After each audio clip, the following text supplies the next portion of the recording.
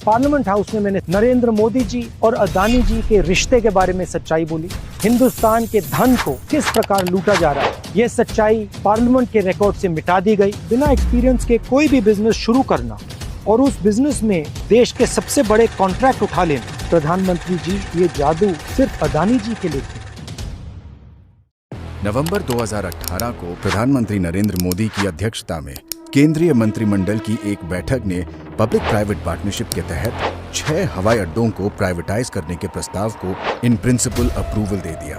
फरवरी 2019 में सरकार के नजदीकी अडानी समूह को पीपीपी मॉडल के तहत लखनऊ, तिरुवनंतपुरम, जयपुर, अहमदाबाद, मैंगलोर और गुवाहाटी में 6 हवाई अड्डों के विकास, संचालन और रखरखाव का कॉन्ट्रैक्ट मिल गया। ये खबर ध्यान देने वाली इसलिए है क्योंकि अडानी समूह के पास हवाई अड्डों के संचालन या प्रबंधन का कोई पिछला अनुभव था ही नहीं। ये कहानी मित्रकाल के कब्जे राज की है। एयरपोर्ट पर कब्जा, पोर्ट पर कब्जा, रोड पर कब्जा, डिफेंस फोर्सेस पर कब्जा, मीडिया पर कब्जा, कोयले पे कब्जा, बिजली पर कब्जा और पूरी तरह भारत सरकार पर कब्जा। पार्लियामेंट हाउस में मैंने सच्चाई बोली। नरेंद्र मोदी जी और अदानी जी के रिश्ते के बारे में सच्चाई बोली। हिंदुस्तान के धन को किस प्रकार लूटा जा रहा है उसके बारे में सबूत देकर मैंने सच्चाई बोली। यह सच्चाई पार्लियामेंट के रिकॉर्ड से मिटा दी गई। मेरे रिमार्क्स एक्सपंज कर दिए गए। ये देखिए रिश्ता। माननीय सदस्य पोस्टर प्लीज, पोस्टर नहीं, वो फोटो है सर, वो पोस्टर नहीं है। इसके बारे में मीडिया में कुछ नहीं आया, मीडिया ने कुछ नहीं बोला और जो सवाल मैंने प्रधानमंत्री जी से पूछे, सबूत देकर पूछे, उनका जवाब नरेंद्र मोदी जी ने नहीं दिया। एयरपोर्ट उद्योग इस देश का सनराइज इंडस्ट्री है। हमारी राष्ट्रीय सुरक्षा की दृष्टि से एक बहुत ही महत्वपूर्ण उद्योग है। देश के हवाई अड्डों पर नियंत्रण का अर्थ है देश के संसाधनों के एक बड़े हिस्से पर नियंत्रण। ये है एयरपोर्ट्स का अदानी द्वारा असली कब्जा।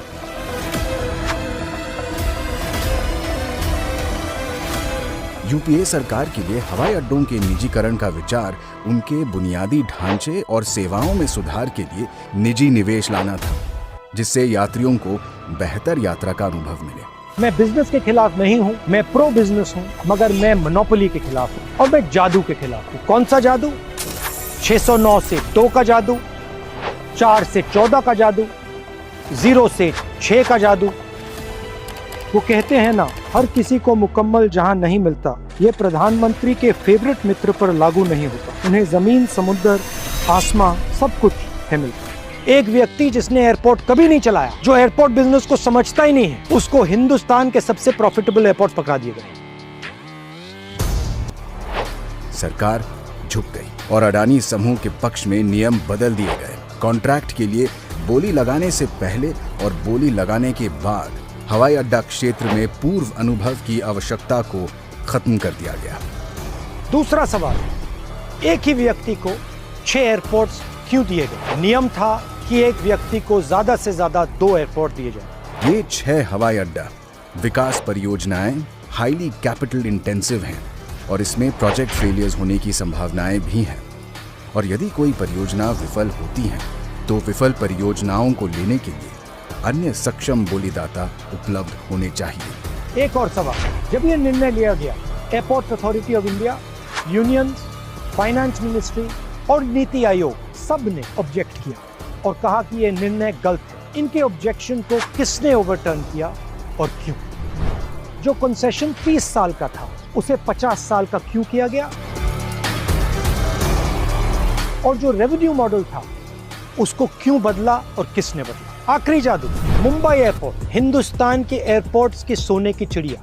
मुंबई एयरपोर्ट के ऑपरेटर पर एजेंसीज का दबाव, सीबीआई, ईडी, और जैसे ही मुंबई एयरपोर्ट्स के ऑपरेटर अदानी जी को एयरपोर्ट ट्रांसफर करते हैं, वैसे ही एजेंसीज उनको क्लीन चिट दे देती। मैंने ये सारे मुद्दे उठाए और ये सुनिए नरेंद्र मोदी जी का जवाब। तुम्हारे पांव के नीचे कोई जमीन नहीं। कमाल ये है कि फिर भी तुम्हें यकीन नहीं। प्रधानमंत्री जी ने शायद दुष्यंत जी कि कविता की अगली 2 पंक्तियां नहीं पढ़ी। मैं बेपनाह अंधेरों को सुबह कैसे कहूँ, मैं इन नजारों का अंधा तमाशबीन नहीं। सच्चाई बोलना, सच्चाई का सामना करना हमारे देश की हिस्ट्री, हमारे देश का इतिहास है।